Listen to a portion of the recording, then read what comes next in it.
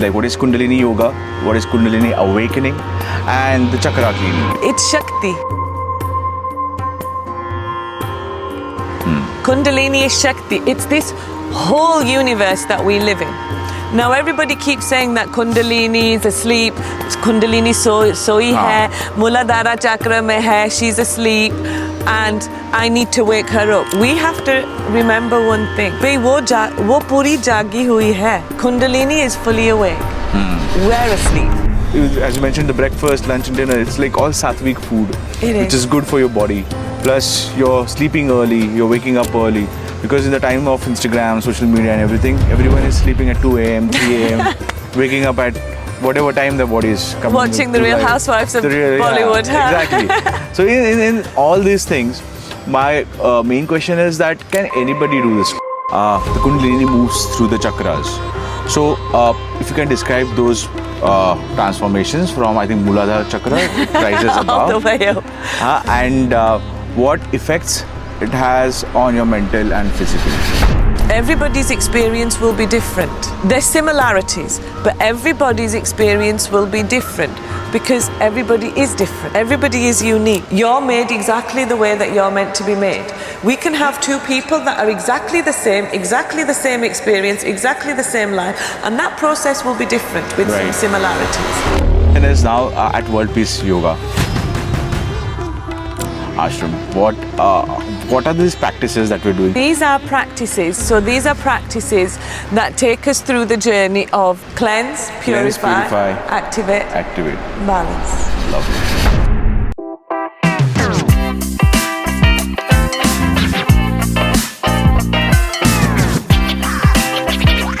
Hello. Today we have a very special guest. We have Maa Haripriya of World Peace Yoga Ashram, and she's a teacher, she is a Kundalini practitioner.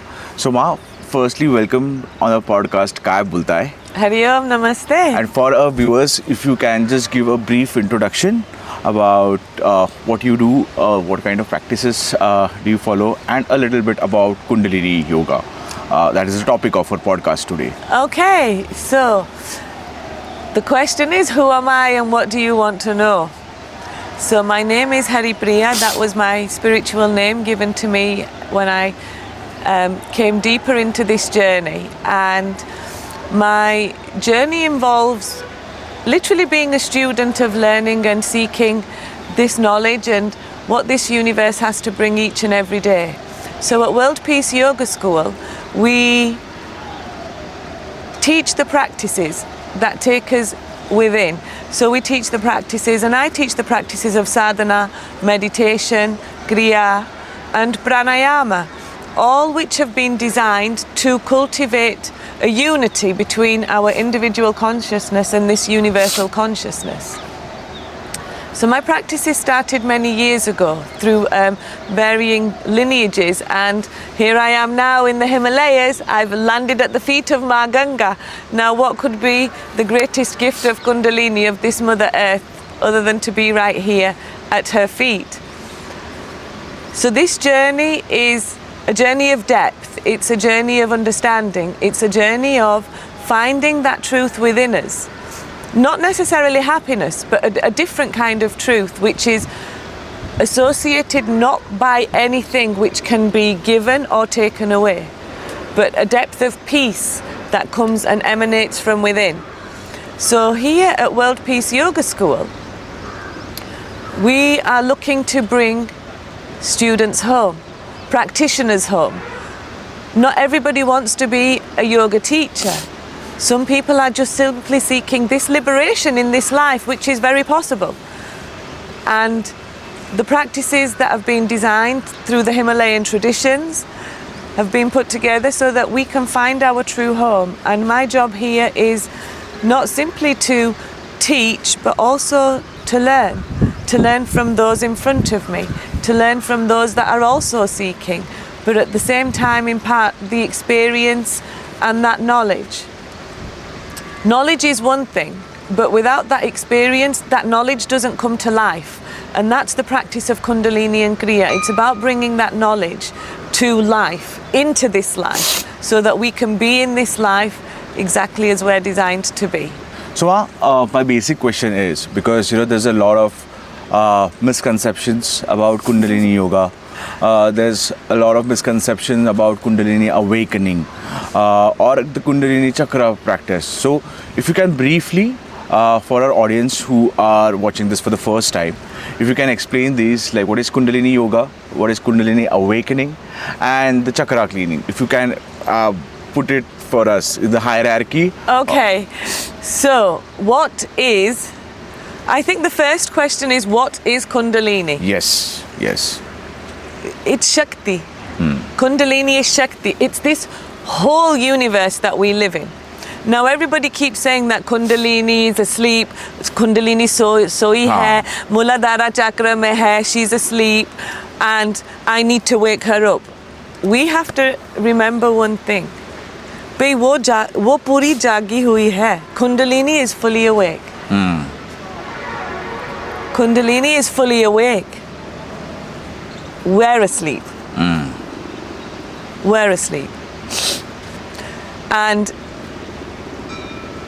in the practices and this modern world, our Guru Parampara, our lineages, our teachers, they practiced these experiences for many, many years to understand what this is. Right.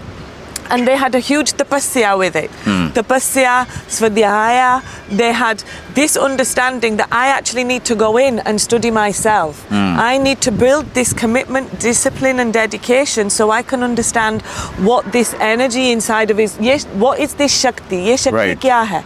Right. But in the modern world, what happens is that everything has been changed and amalgamated to fit a trend. Right. So, people fit trends because they think, okay, I can see magic stars in my experience. Correct. So therefore, my Kundalini has awakened. Awakened, yeah. What it actually is it's waking up the self from this slumber and this sleep that we live in. It's waking up from this Maya, this creation, this illusion, to understand what is true and what isn't true. Okay. And it's living a life of humanitarian giving without expecting anything in return.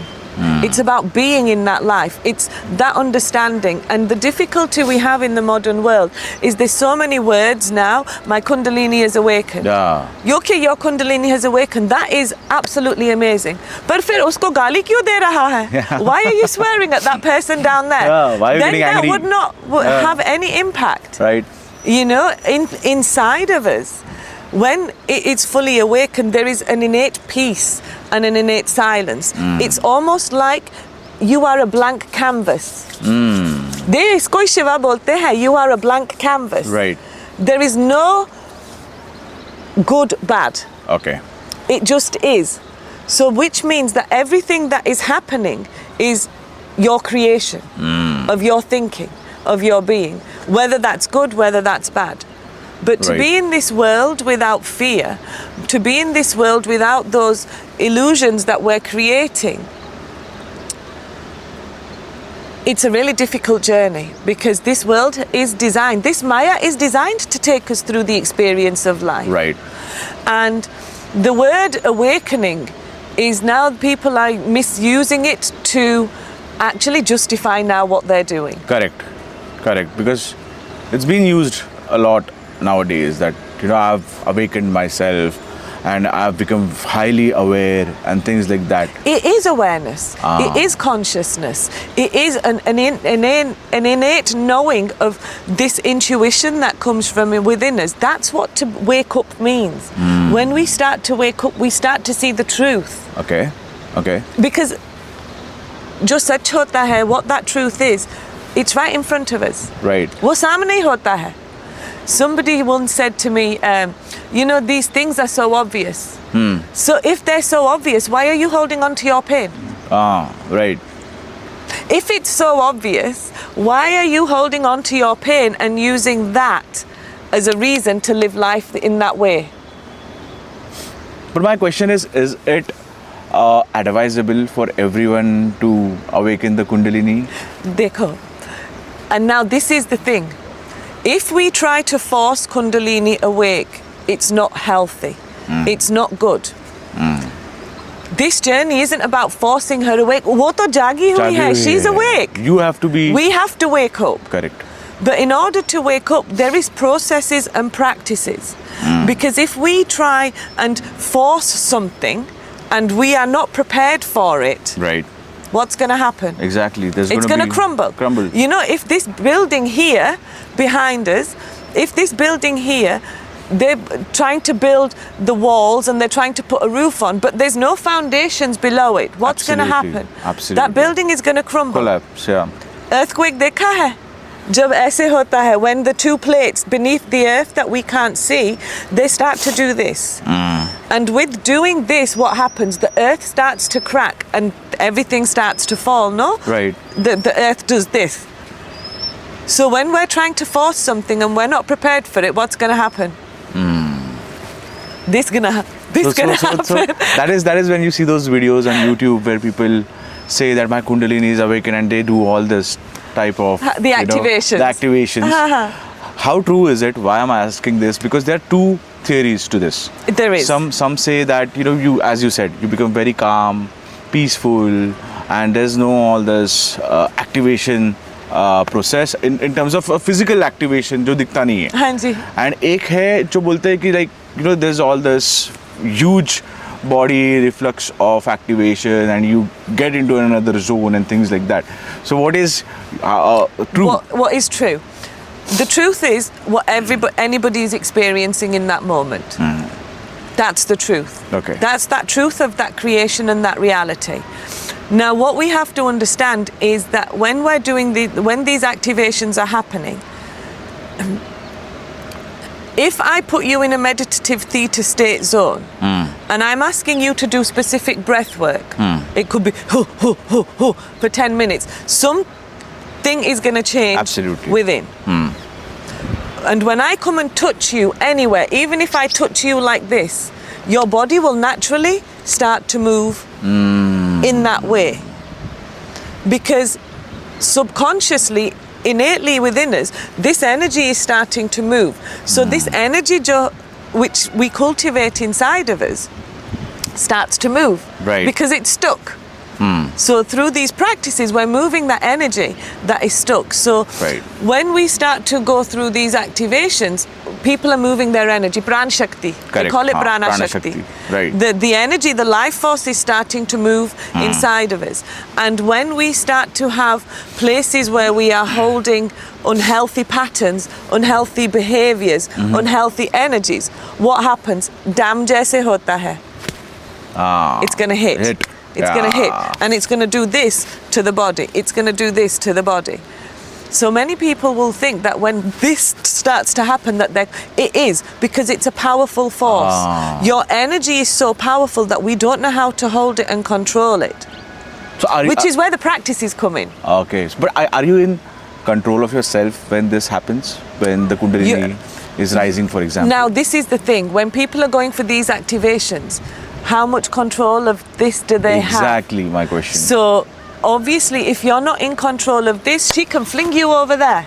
If your body is not strong enough, if your seat, ऐसे क्यों बैठाते हैं? You know, in yoga, when they say keep your spine up and sit so that you are fully rooted and grounded, so that if something comes to try push you over, you're not going to fall over. Right. Okay. Now, if my body isn't strong and I'm not got a good strong seat, and my mind and thought process isn't within control and awareness, what's going to happen? Wow. This, right. this gonna happen because my body can't handle it. It is a force going through. Even when we sit in practices like this and we're in the deep theta states and meditative states through mantras and chanting through the kriyas, this will also happen to my body. I can feel it happening. Correct. You can feel it going. But then the fear kicks in. So we start to fight it. Right. And it's that fight that causes the problem. So it's not dangerous because actually anything that is going to bring us to consciousness and awareness. Anything that is going to take us out of that norm of what society has created now to be the norm Right. is dangerous, no? It's dangerous, yeah. You think of it this way. One day they say eat ghee. Ghee बहुत अच्छा है. Parathe में लगाओ, दाल में डालो. Tomorrow they say don't eat ghee, it causes cholesterol. Correct. So these practices, they're not just done for a week. They're not just done for a month. They're not just here because I want a siddhi of opening my third eye center. Kyunki adde to half people want to be able to see the future, to see this person. The question I ask is, are you actually prepared to see reality for what it is? Because reality for what it is pain. Correct. Because The earth is love. yeah. Ye suraj to uthta hai roj. That's pure love. It will wake up every single day regardless. Every single day it will wake up. But human? Are we really prepared to see the truth? Absolutely. Can you look at somebody and they're saying, oh, you're so nice, you're so lovely, and in the back of their heads they're thinking, hey, I don't like you, there's something weird about you. Kya hoga? You know, we can't as humans even sit True. in energy that doesn't align with us. Correct. Kundalini is awakened inside of you. You wouldn't even want to talk about it. Wow. So when you mention the Kundalini moves through the chakras, so if you can describe those transformations from, I think, Muladhara chakra, it rises above, All the way up. and what effects it has on your mental and physical well-being. When we talk about Kundalini awakening, when we're looking at Kundalini awakening, or we're working through the chakra system, everybody's experience will be different. There's similarities, but everybody's experience will be different because everybody is different. Correct. Everybody is unique. You're made exactly the way that you're meant to be made. We can have two people that are exactly the same experience, exactly the same life, and that process will be different with some similarities. Right. These practices are looking at the sympathetic and parasympathetic nervous system. So when we start to come into I don't like to say awakening, I like to say almost like when we're coming into these energetic portals, because these are energetic portals, these are life. Correct.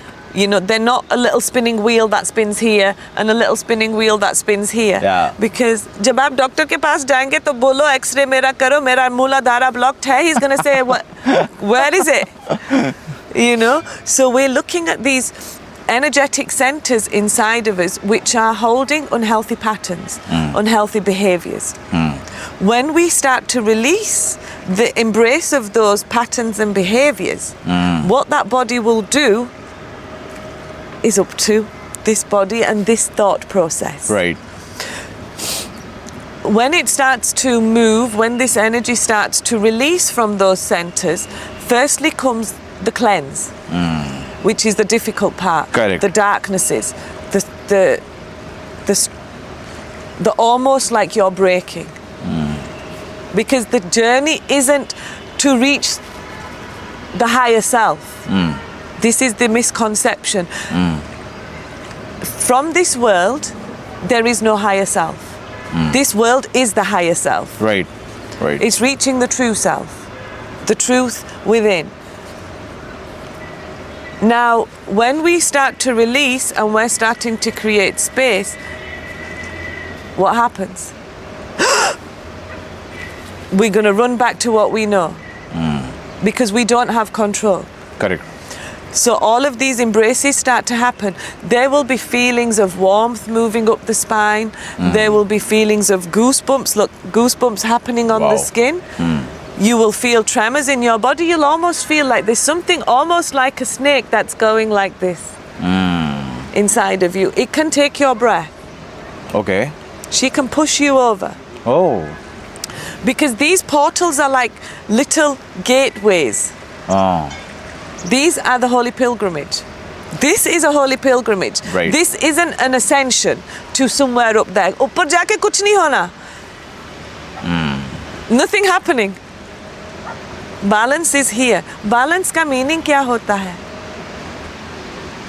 What does balance mean? There's no high, there's no low. No low, yeah. So we have to work from the bottom upwards through each center. These are energetic gateways. Living, breathing, energetic gateway. जब चाबी मिल गई, स्वर्ग के door तो खुल जाती है. Absolutely. The doors of heaven will open living, when you have the key. especially when you're living alive. When you're living. Yeah. Because जब ये ब्रह्मांड आपकी श्वास ले जाएगा, when this universe will take your breath away, what will exist? Nothing. So it's right here. And it's, everybody has access to it. But not everybody is prepared to put in the tapasya, not everybody is prepared to put in the discipline. Because we all want an experience. We all want it faster. We all want Instant it quicker. gratification. Instantly we want Instant gratification kicks in. आज नहीं दो, मेरा तो कल ही हो गया था. कल ही हो गया था, आज सुबह उठ नहीं पा रहे. But this is a journey of great depth and breaking. We're not here, I'm not here to unblock your chakra. I'm here to break them. But we're here to break these. We're here to break these chakras so that that gateway is open, so that heaven is here. Right. So, Ma, my next question is, or rather the follow-up question is, how does the Kundalini energy move from the Muladhara chakra, where it is situated, and how does it travel the whole spine, as you mentioned? If you can, please. So, for simplicity purposes, in the modern world, after the translation of the Satkakra Nirupala text, which was one of the first texts which was translated in the early 1900s by a British judge, this 7 chakra system came into play. Right. Because there is over 100 chakras in the body. Yeah. Now to play and work with over 100 chakras is going to be confusing and nobody's going to want to do it. Yeah. So to keep it simple, we have 7 gates, 7 locks, Malo, inside of the body, 7 channels, 7 dimensions of reality, 7 layers of you, 7 wonders of the world, all within us. So we work from the Muladhara chakra, which is our base, Ganesha, the earth, the stability, up to the Svadhisthana chakra, which is the Hiranyagarbha, the golden vessel, the seat of creation. And I don't mean creation in husband, wife, baby. I mean creation of everything. Right. Creation of speech, creation of thought, creation of everything comes from the Svadhisthana chakra. When we start to purify these centers, everything that we're holding, those ice blocks that we're holding start to melt. And then we move up to the Manipura, our seat of fire. Right. यहाँ पर तो transformation होती है. This is where the transformation begins. This is where that fire comes in to meet fire. Now, if we look at it this way, fire's dharma is to burn everything. Right. It doesn't matter if it is a newspaper. It doesn't matter if it's $1 million bill. Right. It's going to burn all. Yeah. So that fire we have to cultivate so that it rises in the right way, not through the angers and frustration and lack of confidence, but anger in strength and power and beauty. We then come into this here, the seat of the soul. This is where the Shakti energy starts to move up to. When she starts to move, us time par Shiva niche aata hai. Okay. This journey is about descending, not ascending. Right. Descend. Okay. To here. Anahata, the seat of love. Everything in this world, everything of this creation, everything of God, they say Brahma, Vishnu, Maheshwara, the generator, the operator, the destroyer. It's God, no? Yeah. Every emotion, every feeling, True. everything is here. Yeah. This is God. The hardest seat. The most barriers. The most. Yeah. The most. Yeah. So we open these up. Okay. Not open them, we surrender into them. Be it a good feeling, be it a bad feeling. We then move here up into the Vishuddhi chakra, where we talk about the element of space and opening up space Right. to allow what is coming from here to manifest through here. Right. This Vishuddhi here is that space of speech, of understanding, of communication. जो यहाँ पर है, वो यहाँ comes out से, here. yeah. And from here we move to the Agya chakra. The Agya chakra, the center of command, not our center of intuition, our seat of wisdom, of knowledge. Knowledge that is already inside of us through our experience of life. Whether you see that experience as good or bad is all here. Right. So when we say close your eyes and you can see the third eye going like this, it's there, it's clearing. It's clearing that way. You know, anybody seen the movie Karate Kid? Yeah. And his sensei, his guru says, clean the floor, wax on, wax off, wax on, wax off. This is what we're doing. Wax on, wax off, wax on. We're cleaning Cleaning the chakras. the mirror. Okay. And then from there, this will open. Lovely. So my question is now at World Peace Yoga Ashram, what are these practices that we're doing? As you said, we are cleaning process. We're not in the. I think we're not in the awakening process, or can you just these are practices. So these are practices that take us through the journey of cleansing, purifying, Okay. activating, and balancing. Right. Okay. There is no open and close. Okay. Okay. वो छोड़ो. वो छोड़ दो. वो छोड़ो. वो छोड़ो. There is no open and close. Cleanse, purify, activate, balance. Lovely. That's life. Okay. And can you describe this courses for our audiences so that if anyone is interested, they can come here and experience? Because I've attended one. and How was your experience? I attended the one which was very important to me because being a podcaster, I always have to consider what I'm talking. So I think we did this practice. We did the Vishuddhi. And it was really amazing. Why? Because I think we chanted the Rudra, and the way you taught us, the way you explained it in the start, and then when we did those asanas, it really felt lighter. Why? Because maybe I didn't ever did a breathing technique like that. So I think I felt very cleansed, or I felt very I realized that what I was doing maybe rather at that point of time. So if you can describe the courses and the durations and how people can start with this. Absolutely. So the courses here at World Peace Yoga School are designed to take people on a journey. They're designed to bring the yogic spirituality to life through experience. So it's not just classroom learning.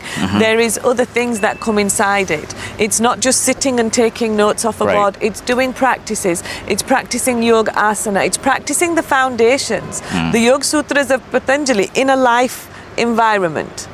Right. How do we get to that state of samadhi?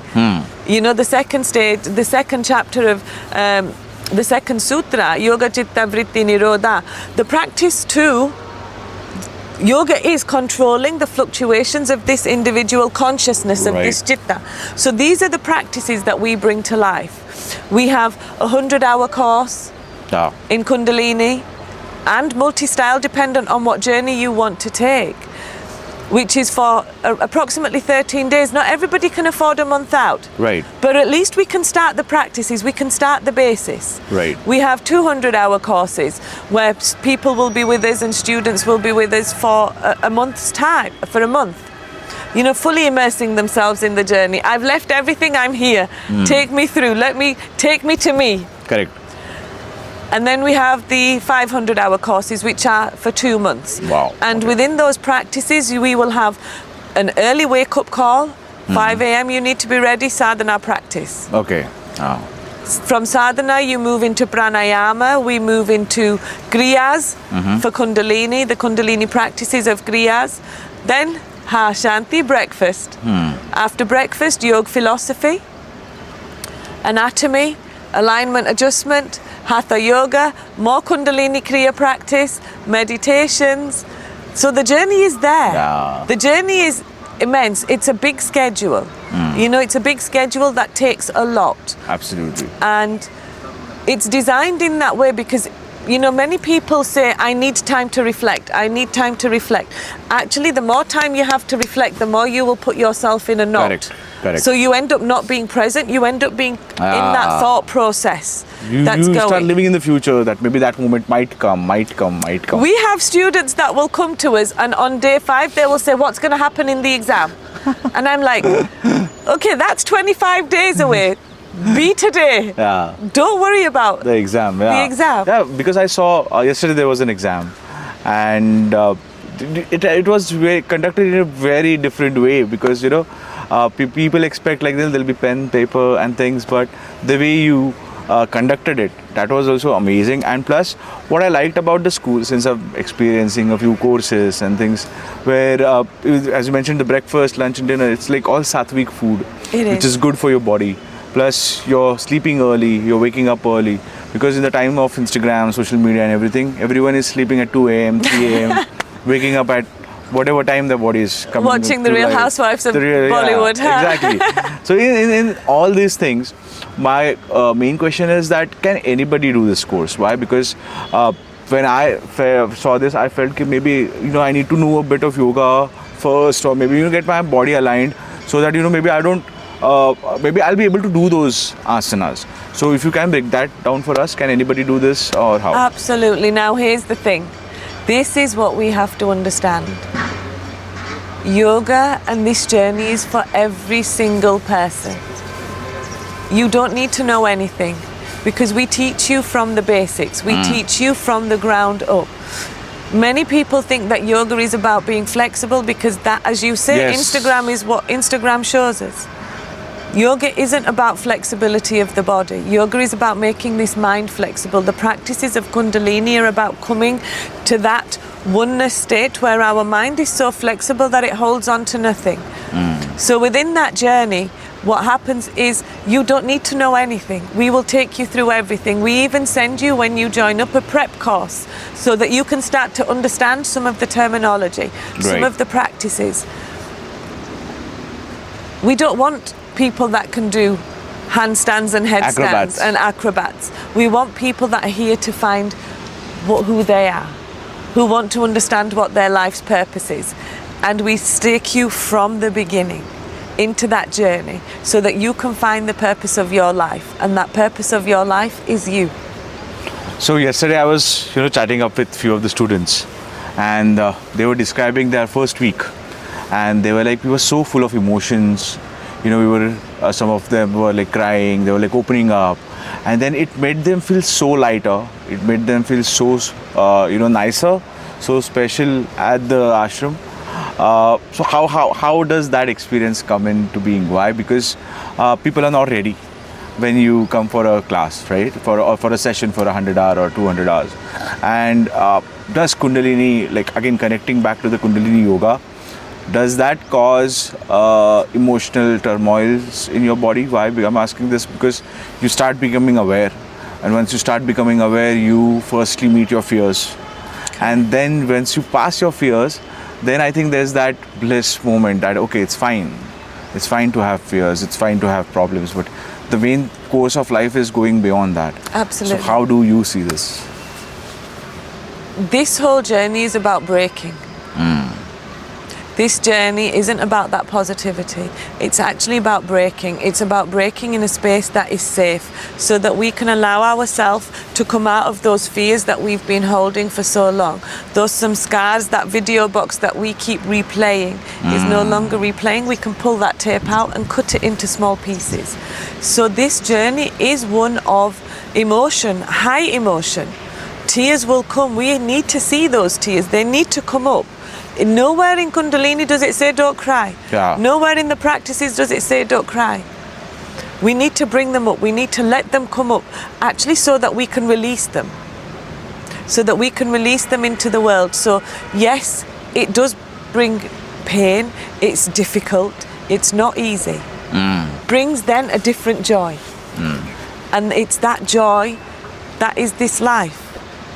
God didn't create us here to be dead. Right. Okay. One day we will be. We go back to this Prithvi, to Mother Earth. He didn't create us to die. He created us so He could experience life through us. Wow. This is what Shiva did. His one thought, His one Shakti. Let me see this life through all of these different fragments. Otherwise, He could have created everybody the same. Right. All these rocks would be the same. All the fishes would be the same. What would be the point? So what is the point of creating everything? Why? Because every day I see people post on Instagram, what is life, what is this, what is that, what is your purpose, find your purpose. And instead of guiding people, I think all these posts on Instagram are misguiding people. That find your purpose, find your purpose. So what is the purpose, if I may ask? Your purpose is whatever you are doing. And if you are doing that purpose without fear, without bondage, without attachment, without a need for it to give you something, then that's your purpose. Without expectations. Just carry on. Just carry on. Just flow Yahi like Krishna a... bolta hai Bhagavad Gita mein. This is what Krishna says to Arjuna. Don't look for the fruits of your actions. Yeah. Do. When you come into these journeys, when you come in, liberation doesn't mean just being a yogi and sitting in a cave doing Right. this. It could be in whatever field you are in. It could be you are a shopkeeper. It could be you are a housewife. It could be you are a banker. It could be you are a podcaster. But if that's coming with that true bhakti and devotion from within, and it's coming with that feeling without fear, there it is. Amazing. So, from being a practitioner to being a teacher, how has this journey enhanced your your spiritual progress, if I may ask?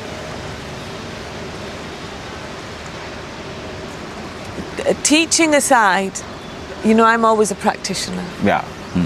This practice is for life. This practice is never going to leave me, and it begins from my sadhana. And this is my greatest blessing from this universe, is that I get to be a practitioner every single day. And in that spirituality, it means that actually I don't have a fear of this life and what it's bringing. Yes, I'm human. Yes, I have emotion. Yes, I can get upset. Yes, I can feel anger. Yes, I can feel pain. But I'm not going to allow it to become me for the rest of my life. There is a great story that I do share quite often, and that story tells us that there is two people in life, and both have had exactly the same experience, and one person will live that same life for the next 80 years. Next 80 years. Wow. They will live that same 1 year of their life for the next 80 years. The other person will live a full 80 years. So there is a huge, huge difference. Do we live life replaying the same thing over and over and over and over and over again? Right. Or do we live each time as something new, as something beautiful? So it brings you into that consciousness and that awareness, because all of these teachings, all of these practices, they're here. They're here through the rustle of this wind, through the sound of these leaves, through the flow of this Ganga, you know, the lapping of these waves. Right. This universe shows us and tells us everything. We just need to be prepared to listen to it. Amazing. So, Ma, my next question is, which is your favorite chakra and why? You know, that is such a difficult question, because it depends on where I am. as to what my favorite chakra will be in that moment. So, for example, when I'm in deep pain or when I'm not wanting to be and I'm catching in my emotions, then my heart is my worst chakra. Yeah. Then my favorite is going to be where I can run away from this heart.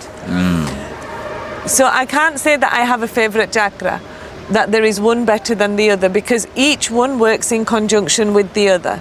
Yeah. So for me, these centers of energy, they're all one. And the journey is that I need to just work on each one in a manner that is safe, in a manner that I can follow, in a manner that is sequenced, so that I can just keep cleansing and purifying, cleansing and purifying, cleansing and purifying, because every day something will rock this. Right. Every day something will hit here. Yeah. Every day something will wobble my root. So I can't say that I have a favorite chakra to work on.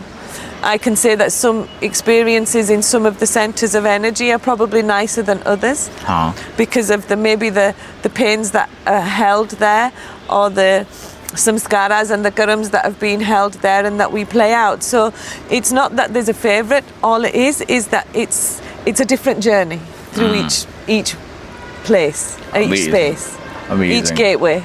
But my next question is that when you say that some people experience heavy emotions in the crying and all, or some people experience bliss, some people might be experiencing something else.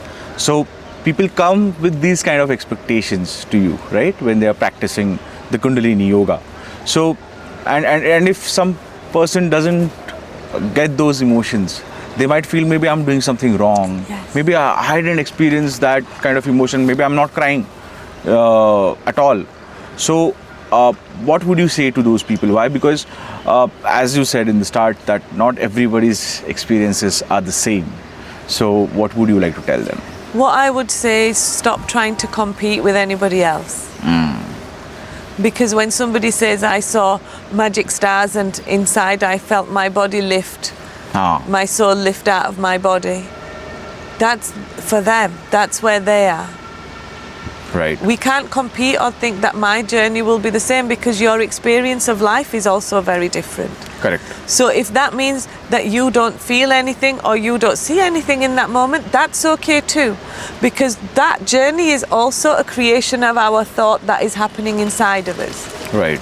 So that creation of thought is what's going to play out again in that subconscious world. So what I would say is don't compete.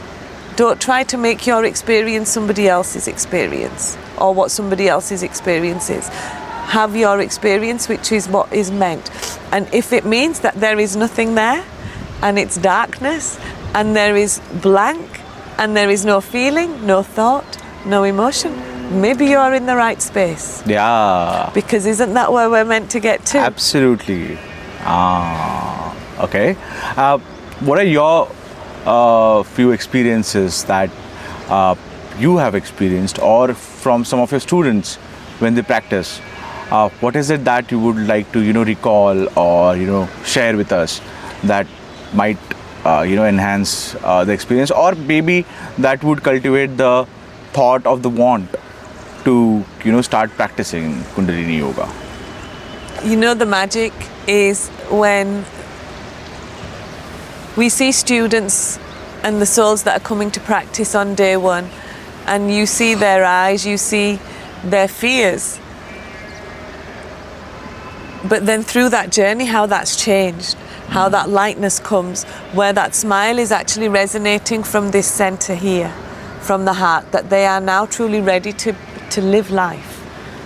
That's the magic, that's the beauty. And when I talk about my experiences or others,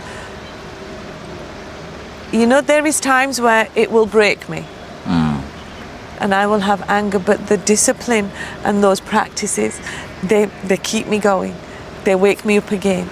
The mantras, they're there to build that stability and that foundation. They're there to control everything that I am creating, because my thinking is my creation. Right. And if I'm thinking in an unhealthy way, then that creation that is happening out here is also going to be very different. So I've had those magic stars, and I wasn't a great visualizer. I'd closed that off many years ago because of the fear of what I could see. Right. So to slowly come back in takes time, and we also have to be kind to ourselves, but not kind to ourselves and say, oh, well, my arm hurts today, so I'm not going to do the practice. That's an excuse. Right. Okay? Yeah. It's, okay, my arm hurts today, I just need to be a bit careful. I'm still going to do my practice. So these experiences will come from intense tears, body shaking, weird movements. It can come from visualizations and images. It can come from, feeling like there's ants crawling on your skin. Okay. Even. And it feels like there's something going like this. Wow. All the way up. You don't know if it's hot, if it's cold. It just feels like there's somebody crawling inside of you. What is this? But that's just what it is. It's an experience, no? Yeah. It's not going to happen every time. So if you want to see magic stars every time, they may not happen. Yeah. But you're going to keep trying to chase them, so you're never going to get back to that state again. The beauty at the end is when we see students embracing life and they're ready to begin that journey. That's the magic. So if you're ready to let go of your fears, if you're ready to release those fears, if you're ready to release that control, because release of control is truly what surrender is, and you're prepared to surrender into life, then World Peace Yoga School may be the right choice for you.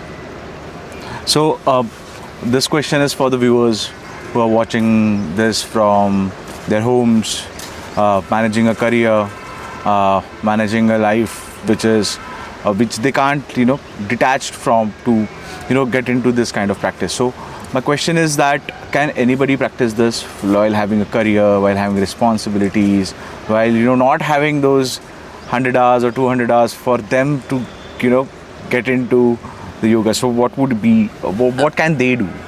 What I would say is, we also have online courses where you can begin and you can build it into your own reality. But to take this journey is the greatest gift that you can give yourself, because time never waits for anybody. So you might think, I'm going to wait till my children grow up, or I'm going to wait until I retire. How do we know what that even looks like? So what I would say is, have that trust, have that faith. If it's going to make you a better version of who you are today, that's the greatest gift that you can give to life. That is the greatest gift that you can give to your families, to your children, to your careers. So people can make that time, but people are afraid to step outside of their comfort zone. Wow. That tends to be the biggest problem. People can make time. We can have meetings, we can be busy, but that's going to happen for the rest of your life. Yeah. But what I would say to you is, if you're not there for 10 days, is anything going to fall down and break? It will still come. So see if you can make that time for you, and if you're not able to, begin online, because even online will then want to bring you into the experience in person. And what was your first for example, you start practicing yoga right in the beginning, and then you move to Kundalini Yoga, because there are different types of yoga classes and yoga practices that are to be done. So how does one know the right time to do a Kundalini Yoga, or is it like for everyone, like at any stage? This is the really interesting thing. It's almost like she calls you to come. Oh, okay. Something calls you to come to say, this is the right thing for me. This isn't something that we do out of curiosity. Right.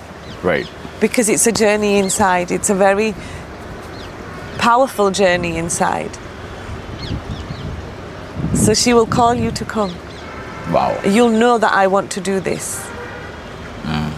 Because there's certain practices, there's certain things, mantras, placements of tattvas within the chakra system, certain sounds, certain things that will just keep pulling you. They'll keep calling you. And then you'll know that this is the one for me. The people that come on the courses of Kundalini, it's open for everyone. Yeah. But those that actually truly want to, they will come. They will do it. Amazing. I think we're at the end of our podcast, and it has been an amazing conversation. And I think the people watching would also be really interested to know further details about the course. So what we are going to do is we're going to put a link of the website. You can check out the courses. You can check out which one suits you the best. Also, we'll be putting a few experiences of the students who are graduating today, so that you can also understand what has been their process and how has been this practice of Kundalini Yoga for them, for you to actually get a first-hand experience.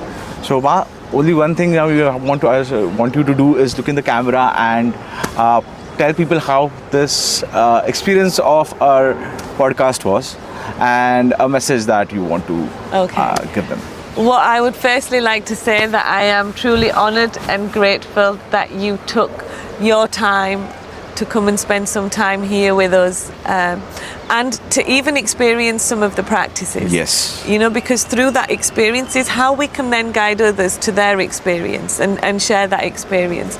So really thankful, and thank you for being so open. Yeah. These conversations are not always the easiest, and what I would like to say to everybody out there is, you're inside of you and you're just waiting to see you. So why not come to us and we can clean a little bit of that mirror and support you along the way. Have trust, have faith, and this world, this universe will open up for you. Hari Om. And also one request to ask them to like and subscribe to our channel. And if you could all like and subscribe to Kay Boltaay, the podcast channel, that would be amazing, because you will hear many, many different stories. There'll be many different podcasts still to come. And hey, you never know what you might find. Right. So this might be just the beginning of your journey. Absolutely. Thank you. Thank you. Hari Om. Namaste. Hari Om, namaste.